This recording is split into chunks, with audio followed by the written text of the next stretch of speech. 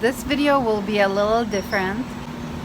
It will be Aquarius How To Series. This is our second most requested video after the boat tour. People want to know the costs related to sailing and also to the upgrades. And we are happy to share how much our expenses were and what were the upgrades cost in 2017. And by the way, enjoy this view behind me.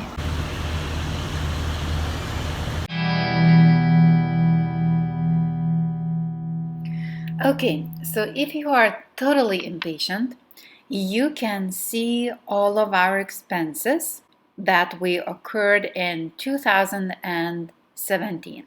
I will review all the expenses by category, and then we will post Excel spreadsheet on our website. You might need to subscribe to our website before you will be able to download. But for now, there are a couple things I would like to share. When we purchased a boat, we got a really good deal, and also previous owners agreed to sail with us for a month, and that was sort of a warranty for us that the boat has no hidden issues. Taking that into account, we already plan to do some upgrades. As you can see, all of our expenses we divide in three categories. Number one is a must. It's definitely safety related. All the mandatory maintenance like checkups, oil changes, maybe some necessary spare parts, and so on. Second category is optional slash must.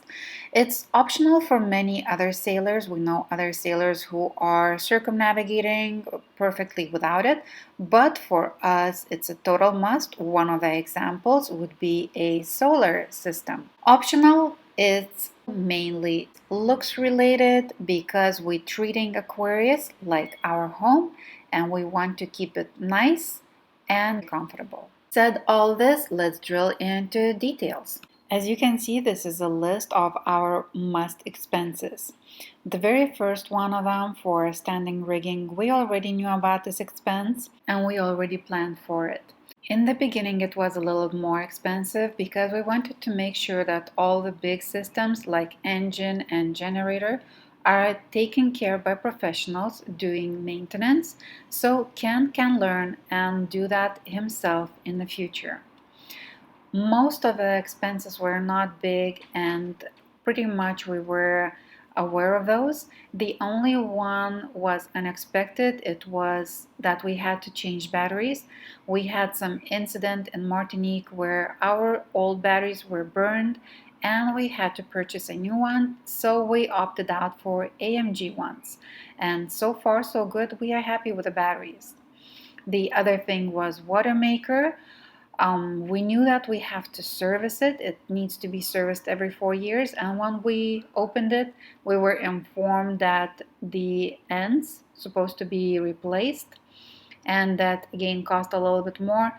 And later on, after we spoke with a representative for the Salator company, we find out that we were overcharged quite heavily, but I guess you live and you learn. So I won't talk about that too much because you can see the comments on the side, and as well you will be able to download the file with even more comments later on. Next for us category is optional slash must. It's a must for us, but we know some sailors circumnavigating successfully without some of them. But again, for us, it's very important. One of these is solar system, wind, and that is held by stainless steel davits, and we also installed a dinghy lift for that. So we have 600 watts solar, and our wind is around 400 watts, and it works really well. It makes our life so much more enjoyable. We have to run generator only like twice a week, a little bit more if it's cloudy. And our previous boat owner said that if he would known that it will make such a big difference, he would have done that many years ago. The other things are listed below. We had to paint our boat. Again, it was time for our boat to be repainted. We did stainless steel raft holder in a different place because before that was in cockpit lazarette, and it would have been not so easy to pull it out if we had to in a stressful situation.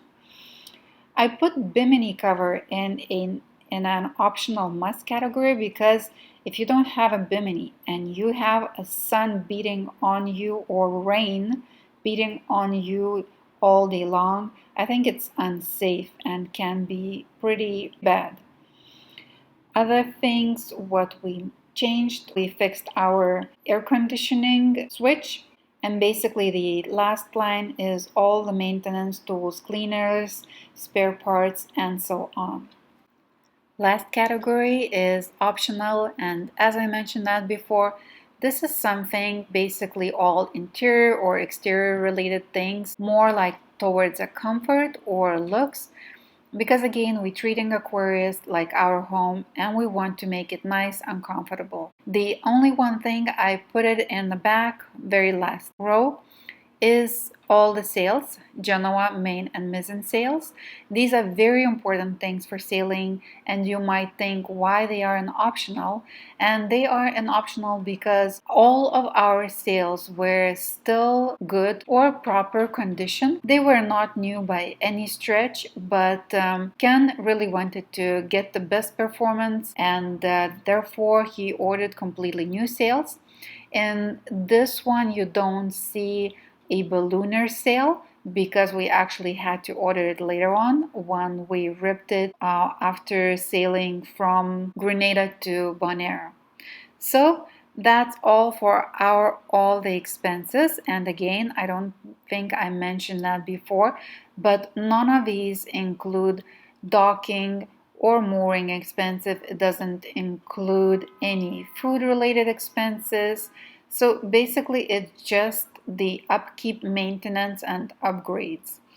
So I do expect to get a lot of comments, and this time it will be Ken most likely replying all of them if we have internet, because in front of us there are a couple too long sails, and soon we will be taking off to French Polynesia, so we won't have any internet.